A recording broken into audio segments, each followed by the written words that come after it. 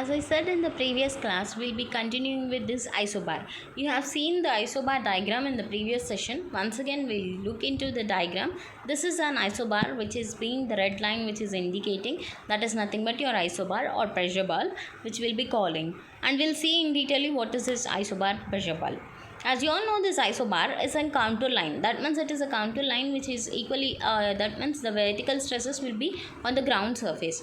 And even the load system of isobar is drawn for different types of stresses, not only for single one, it is taken for all the different types of stresses. And this smaller magnitude is also taken into consideration, and greater depth, that means the isobars will have the greater depth extents.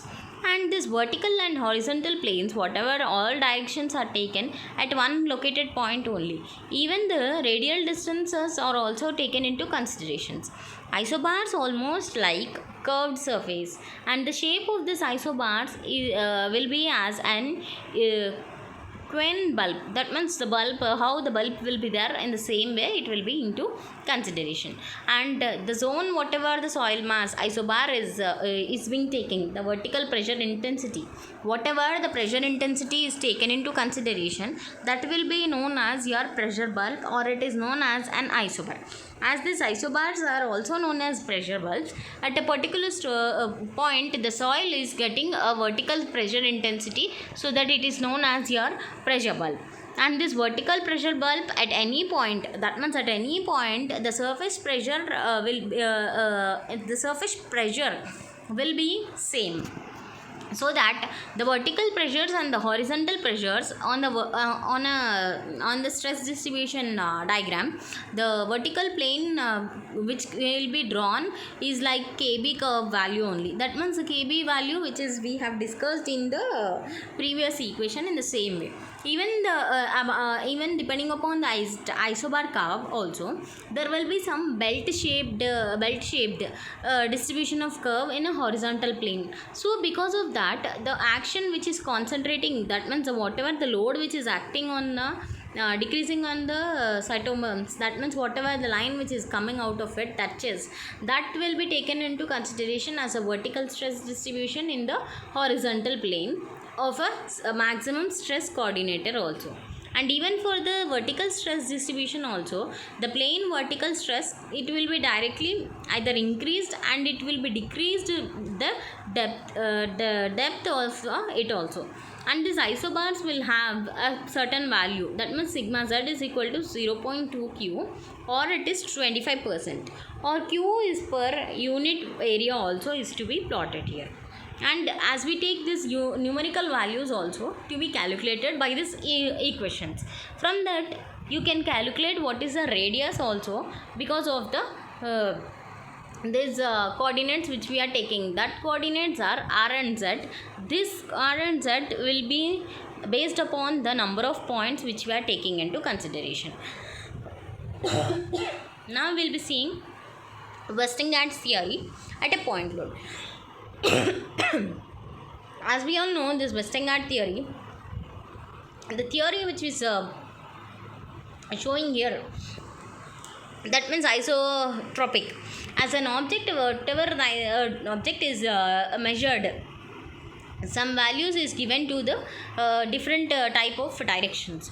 So that means the earlier we discussed about Monke's vertical stress equation, as we assume isotropic of the soil. But practically speaking, natural deposits of any soil cement, isotropic water deposits, sedimentation of any soil, quite common. That means it is very common, and it is depositing the horizontal layers of the slit clay also. As we all know, this Westergaard's soil solution is much better for suiting. As this Westergaard's theory, which was assumed in 1938, this is based upon the elastic soil, laterally reinforced is also taken into consideration. So the soil is coarsely placed and horizontal sheets are negligible, and infinite ranges also here, as they undergo lateral strains. So we are assuming non-lateral displacement, implying that some equations here. So because of that, u is equal to v, as we consider this x, y, z directions, and we consider them as also 0, and they are also as displacement, and x, y, z are the directions also here. The stresses and horizontal planes are also taken into consideration here. Based upon that stresses and horizontal planes, you may get shear mold. That means the shear mold how much is taken into, that means in a vertical direction. And this vertical direction in the number of horizontal displacement is also taken into consideration. And for the point load, how this point load is taken? That point load at a point Q is applied on the origin on the Western Ghats, so that you will be getting a different equation where according to the Poisson's ratio. That means it varies from 0.5 to elastic material, since this lateral strain is applied for smaller units, and it is also taken into assumption. As we will be seeing the uniformly loaded circular area. For this uniformly loaded circular area, before we have studied about the point load. Now this for uniformly loaded circular area, there will be taking in the area considerations and load intensity also. And next is uniform load rectangular area. For this uniform load rectangular area, all these corners are taken into considerations as their area will be defined, so that you will be considering all this area and their sides also should be taken into consideration, so that you'll be finding out it. Next, variation of vertical stresses under point load along with the vertical plane. How this point load is applied and how this load is being taken in a vertical direction. That means we are considering all these equations in the air with the decreasing and increasing of the depth. That means because of the decreasing and increasing of the depth, there will be some distance and there will be some load axis also. That means there will be some variation, so that we will be getting the radial distance r with the kb is constant, so that r is equal to 1, which we consider for z and z r by z.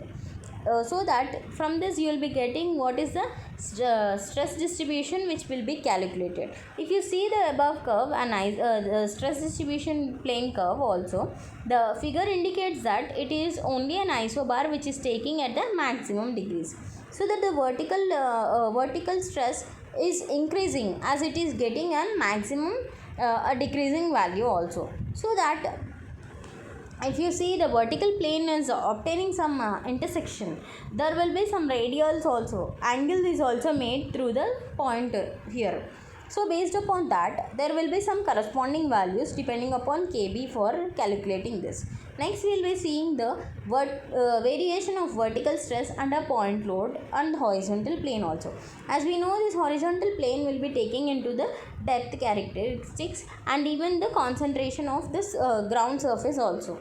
And now we will be seeing the different values, whatever the horizontal values which are taking into consideration. The intensity of vertical pressure is also taken equally with the rapid increasing of the radius here. So that if you see this diagram, there will be an from the point Q, as we the vertical pressure goes on increasing or concentric load is negligible here, and how much depth is taken, that is twice the horizontal depth, and the distance is taken into consideration in this picture. That means the unit load, whatever the load which is taking for the influence diagram for a point load, and that load is also taken into computational the vertical stresses which are being applied here. So that the vertical pressure under any uniform load is also taken into consideration. Whatever the circular area, if you see, for that circular area you are going to take the same way how we have done. This means it is getting for the circular area a conical shape, so that the elementrical rings, whatever the rings which are dividing in the smaller part, there will be some difference between these elementrical rings. For that, there will be some vertical axis also for a particular given point at an area also. So that if we integrate some the formula, so we will be getting the what is the total vertical pressure which is applied to the entire area, integrating these equations to the particular limit. And if you see the next one is for circular load we have already studied, and the vertical pressure under the uniform loaded rectangular. As we know, this rectangular loads will be applied in the same way for foundation engineering. You will be done for the buildings especially. Even this rectangulars like length, breadth is taken as the reference. Even for the edges also is to be taken into consideration. Based on that, you will be getting the the points. As we get points, that means you will be getting in cases. That means the case 1, what is for when a point load A is taken into consideration, how much depth it is there, what is the vertical stress of a point, and second case 2 is in the load is applied outside, and what is the vertical stress. As we studied before was initially in the before one was a inside stress. And if you see the next one, numeric influence chart, we'll be studying in the next class. Thank you.